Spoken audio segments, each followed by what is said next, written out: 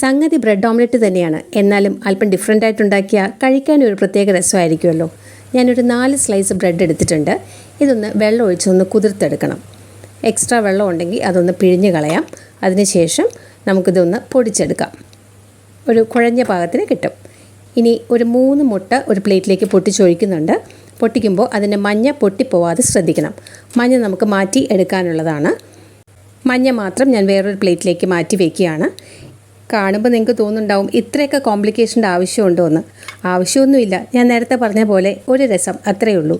ഇനി ഈ മുട്ടയുടെ വെള്ളയിലേക്ക് ബ്രെഡ് ചേർത്ത് നല്ലവണ്ണം ഒന്ന് മിക്സ് ചെയ്തെടുക്കാം.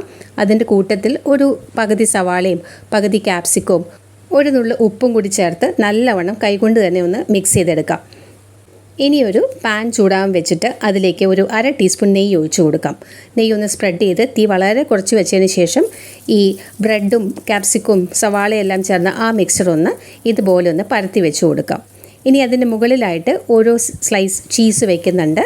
അതിൻ്റെ മുകളിലായിട്ട് ഈ മുട്ടയുടെ മഞ്ഞക്കരു പൊട്ടാതെ ഒഴിക്കണം എന്നാണ് വിചാരിച്ചത്. പക്ഷേ അത് ഏതായാലും നടന്നില്ല. എങ്കിൽ ശരി, അങ്ങനെയെങ്കിൽ അങ്ങനെ ഇതൊന്ന് ഒതുക്കി കൊടുക്കാം.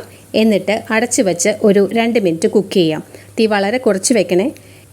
കുട്ടികളെ പറ്റിക്കാൻ ഓരോ വേലകൾ എന്ന് മാത്രം കരുതിയാൽ മതി, അല്ലാതെ പ്രത്യേകിച്ചൊന്നുമില്ല.